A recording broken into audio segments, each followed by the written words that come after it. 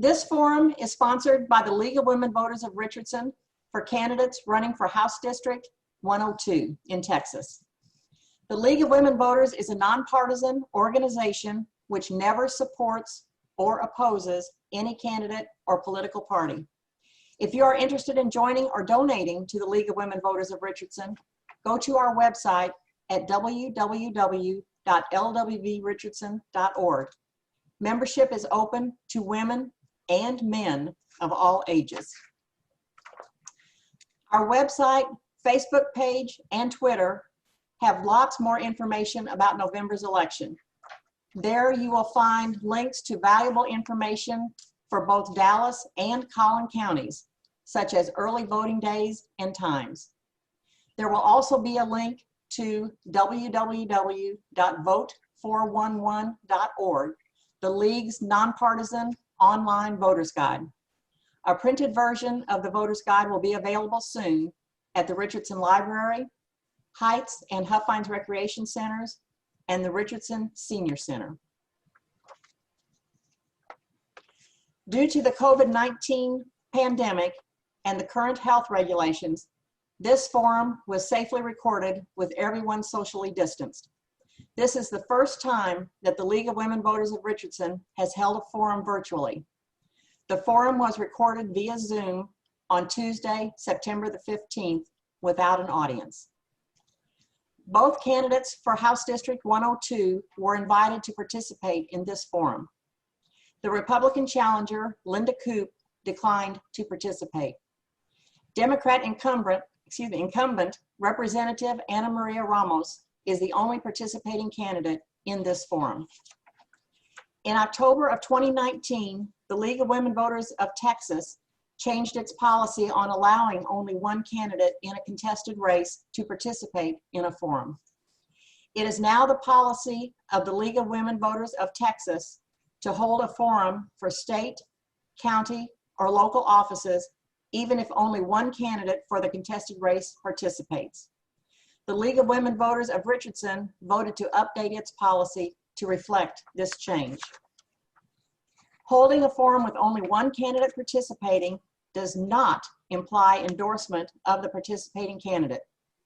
That is, holding this Texas House District 102 forum with only one candidate does not imply that the League of Women Voters of Richardson endorses that candidate. Hello, my name is Ellen Steger. I am president of the League of Women Voters of Richardson and moderator of this forum.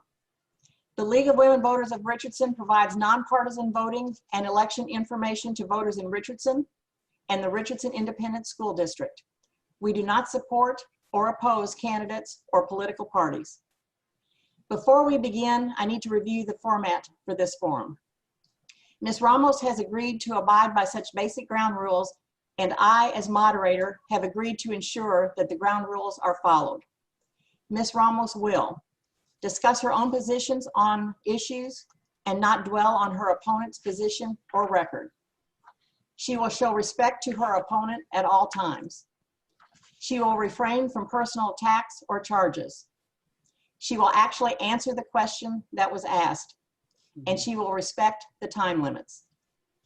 Ms. Ramos will have 1.5 minutes to answer each question and 2 minutes for a closing statement. The public was polled to supply questions for this forum. Requests were made on social media and on the Richardson League's website, as well as through emails. Many thanks to those who submitted questions.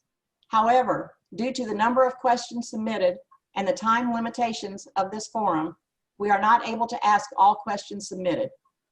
Questions have been screened according to the League of Women Voters of Texas Guide to Candidate Forums.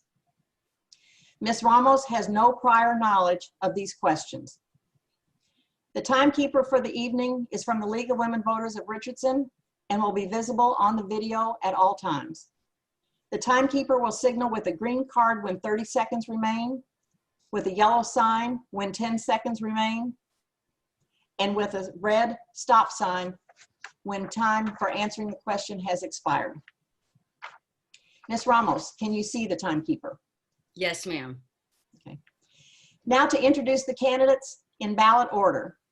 On your ballot, in ballot position 1 will be Linda Coop, but Linda declined to participate in this forum. On your ballot, in ballot position 2 will be Representative Ana Maria Ramos. To make sure that all microphones are working and there are no technical issues, we will have a quick, fun, one-word lightning round of 4 questions for Ms. Ramos. Are you ready? Yes, ma'am. If you have an hour for recreational reading, fiction or nonfiction? Fiction. Second question, paper or plastic? Paper. Third question, beach or mountains? Mountains. And the last one, cats or dogs? Dogs. Okay. I think we are good technically. We just wanted to make sure that everybody knew that at least at one point, everything was working correctly. So thank you for that, Ms. Ramos, for doing that. As Ms. Ramos responds to our first question, a 4-bullet biography supplied by her will be on the screen. So, first question, why should I vote for you? You should vote for me because I genuinely care. I care about the voices of House District 102. I care about your voice, your children's voice, and I care about the future of Texas. And I'm the best equipped candidate for this position to really prepare us for the future and prepare us for the challenges that we're coming to face. I face many challenges, not only professionally, but personally. And I have met many families who are going through similar challenges at this moment in time of history, through a pandemic, something that we never expected. So for somebody who has been through those tough times, I not only hear you, but I walk alongside you, your family, your grandparents, your neighbors. I know where you are. I hear you. I've been there. I am there with you. And that's why you should vote for me, because you want somebody who is walking alongside you when we're called to make those decisions on the House floor. You want somebody who's going to be consistent, who's going to vote consistent with your values, but who also not only does vote, but also votes with your heart, your values, your community in mind. Thank you. Question number 2, would you support an amendment to the Texas Constitution that would require the Texas legislature to meet annually rather than every 2 years? And please explain. Absolutely. When the Constitution was written, we were more of an agriculture state. So this state, the industry was agriculture. We didn't have the transportation flexibilities that we have now. And so that was part of the reason of having a session once for 6 months every 2 years. We no longer have those challenges. As a matter of fact, 90% of Texas population lives in the inner cities, right? So we are able to travel to the state legislature in a state that is so big, right? 28 million people in the state. We owe it to our population to meet more often. Things change really quick. We didn't expect a pandemic when we left session this past session. So we should have been able to meet. We should have been able to organize, to pass massive healthcare reform, to really address the needs of the communities. And unfortunately, we weren't able to. We had to wait. The governor refused to call a special session. And so we have to wait now till 2021 before we can get back to address those changes and to address the needs that many Texans nationwide are facing. These are dire times, and it's the wrong time to meet once every 2 years. We need to do this every year and make sure that we are up to date and we're responsive to the needs of Texas citizens. Thank you. Question number 3. With state income lower due to the pandemic, budget cuts may be necessary. What expenses would you target, or what taxes or fees would you raise, and why?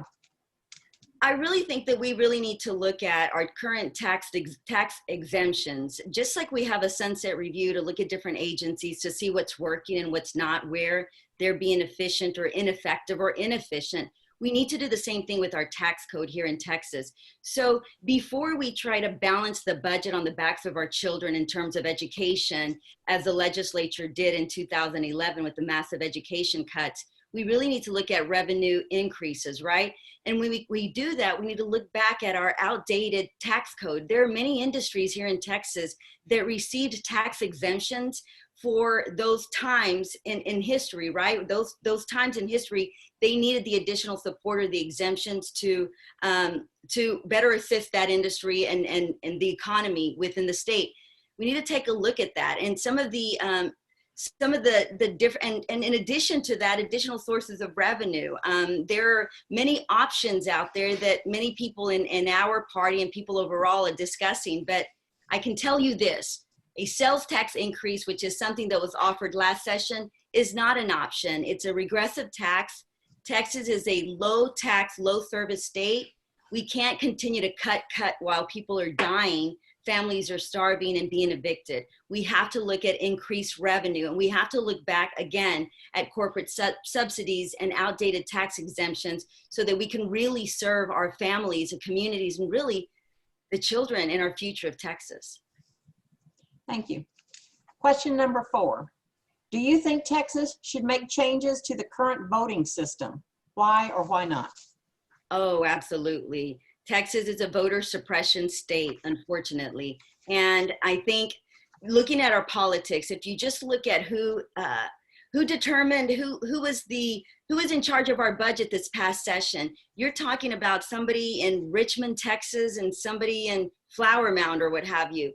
The majority of our population is in our cities, and we are making laws that are really not designed for our cities and suburban areas, which is where the population lies. So that is because we have a very unfair, biased voting system in the state of Texas. So if we increase voting by doing things like many states, online voter registration, we're able to really increase the electorate, increase voter participation, civic engagement, and stop voter suppression and intimidation efforts, which unfortunately the governor of Texas is behind, our attorney general is behind. And if we empower the people, we give them the power of the vote, then we empower their voices. And once we do that, we can really address the significant deficits within our value systems in terms of how we budget things and how we allocate costs here in the state of Texas and allocate revenue. But all of that happens through a strong electorate and a strong voter engagement. Thank you. Question number 5. Should the STAR test be given in the upcoming 2020-2021 year? And please explain your answer. No, I do not believe that the STAR test should be given. As a matter of fact, we've written several editorials and articles regarding delay in the STAR test. And it's just overall, and it's something that we really need to explore beyond this upcoming academic year. The children are not adequately, we're not adequately educated, or shall I say, did not have the resources they needed. Everybody was trying to adjust to the new system. My daughter is a teacher, and every day things were changing for her. And she expressed a real concern. Mom, how am I teaching this material? I'm not able to see the children. I'm concerned that they're not learning to the extent that I was able to teach them when I was in the classroom. And so, unfortunately, we're still facing that circumstance, right? That situation where we really don't know what the outcome is going to be in terms of the educating the children in the classroom versus still Zoom. But we do know it's going to affect their academics. So to require our students to pass this STAR test when we were not able to provide the best resources that we possibly could to these children, I think would be an injustice to our students and for our families. And it's also something that we need to revisit not only this upcoming academic year, but for future years to come. Thank you. Question 6.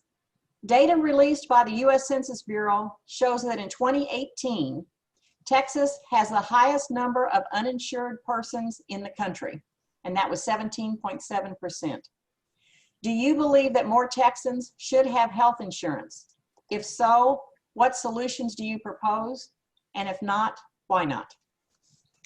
I absolutely believe that more Texans should have health insurance. And when we talk about being the #1 uninsured in the state, we really need to look at our children, because that's who we're hurting more than anything. So when you walk down the street and you look at those little kids where they're standing at the bus stop or playing in a park, those are the people that we are impacting the most by not expanding the Affordable Care Act here in the state of Texas. We absolutely should insure our children and our families.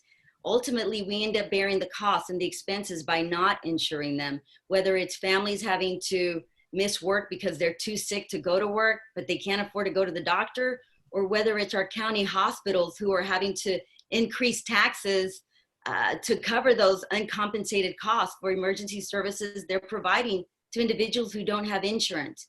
Hey, you know, at the end of the day, we're paying for these uncompensated or uninsured community members, residents, neighbors. We're paying for it.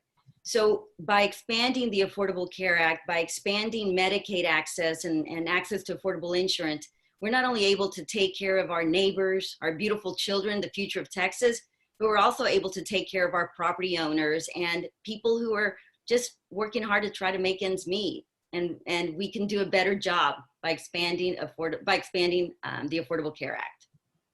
I think you may have already answered this next one, but if you'd like to say a little more. Are you in favor of Medicaid expansion in Texas? And please explain. Yes, I am.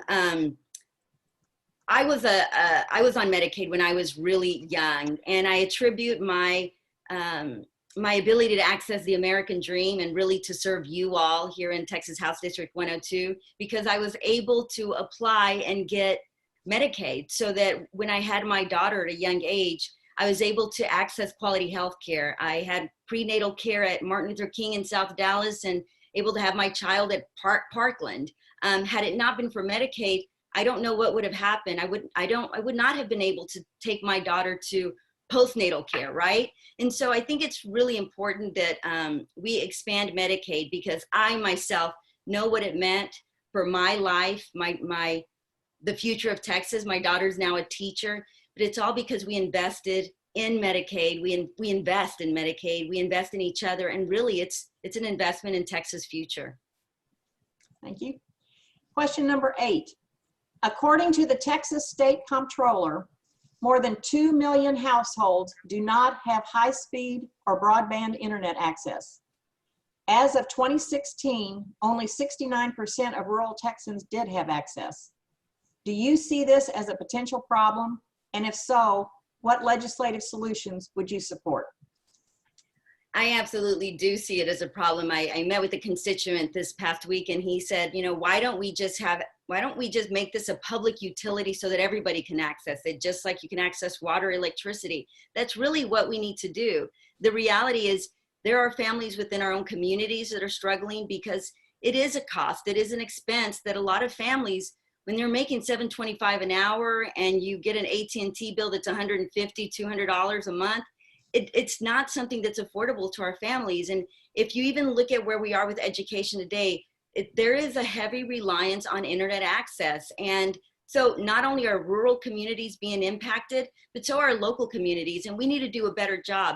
Unfortunately, the reality is the internet lobby is very powerful. We all know here in Texas, the lobbying, the special interest groups, they pretty much write the laws. And I, on many times on the floor, was so frustrated because a lot of these laws directly impact our working families.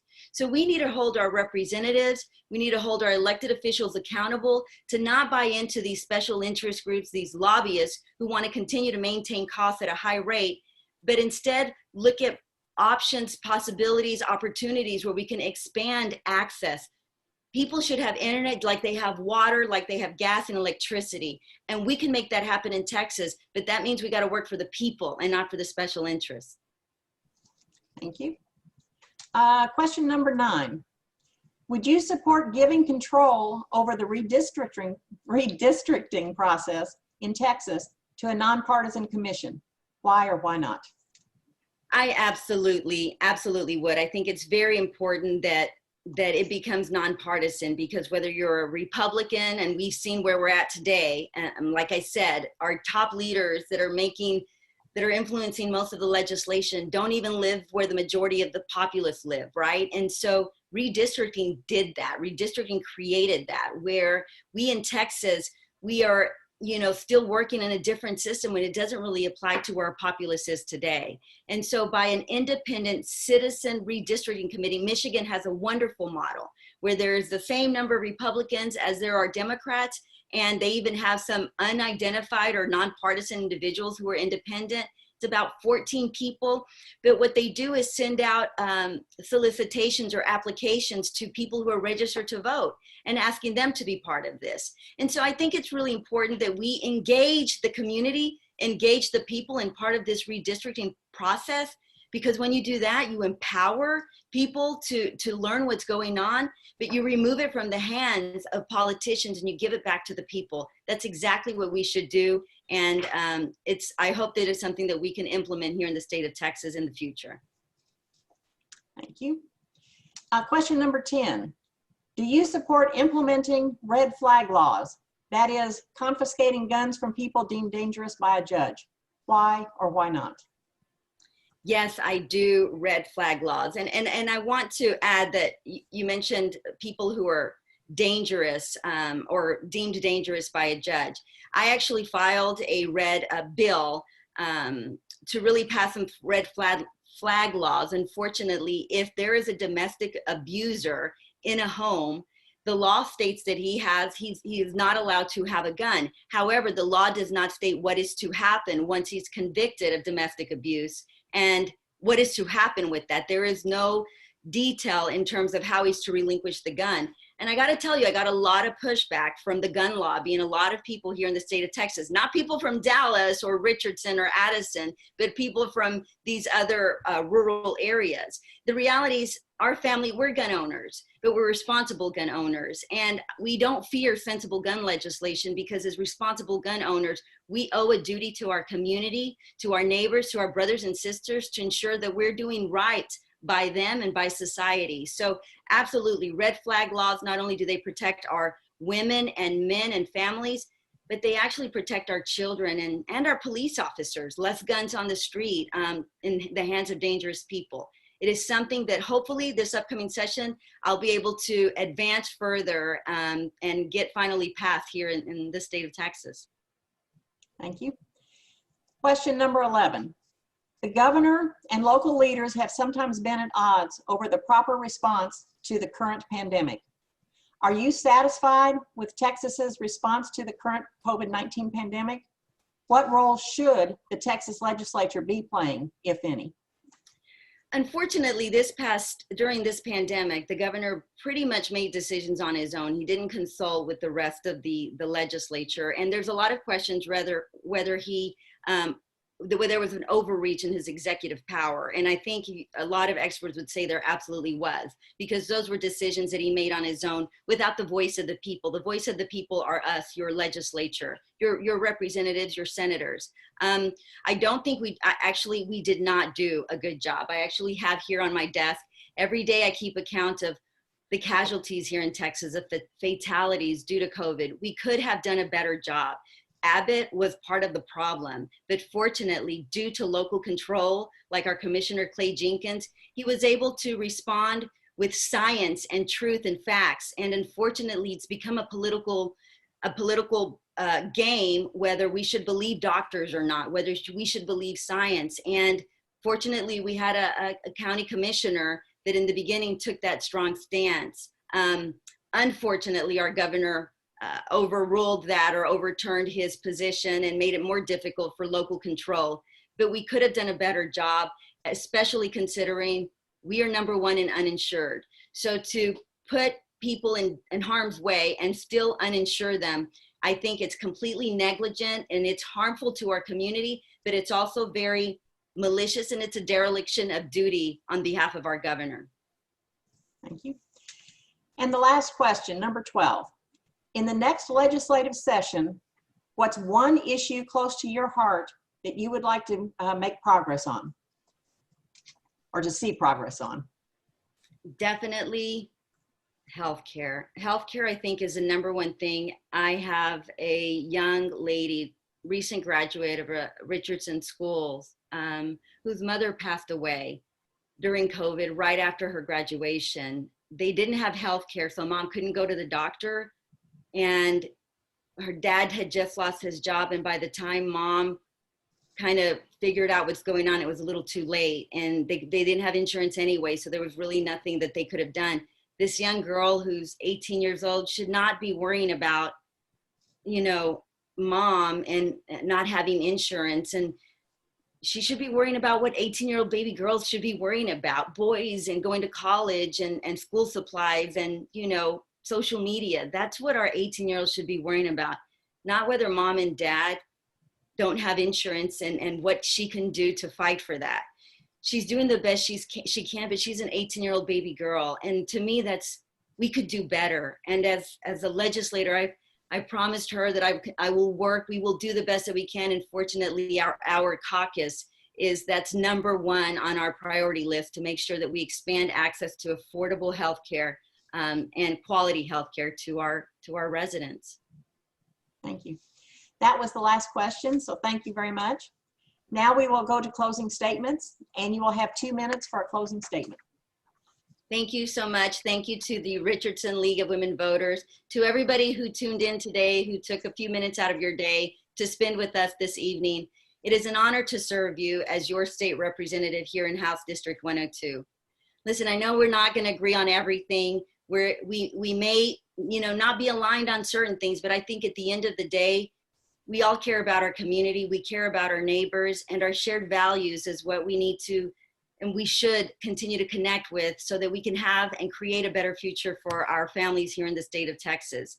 I am your representative who's gone through some really challenging times in my life. I know what it's like to not have insurance.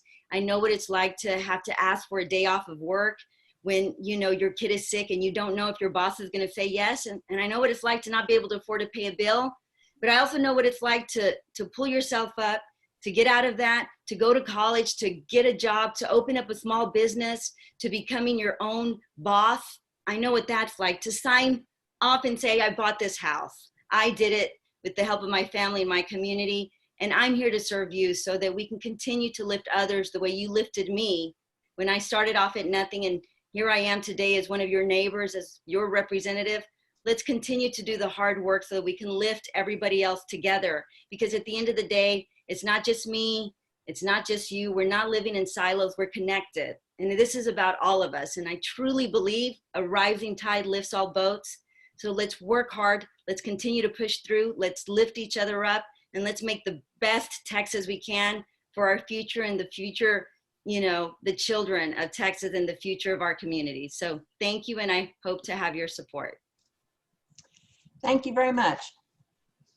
Many thanks to Representative Ana Maria Ramos for participating in our first ever virtual forum. Early voting in person begins on Tuesday, October 13th and continues through Friday, October the 30th. You must be registered to vote by Monday, October the 5th in order to vote in the November 3rd general election. Everybody, make sure you exercise your right to vote. And thank you for watching. Thank you.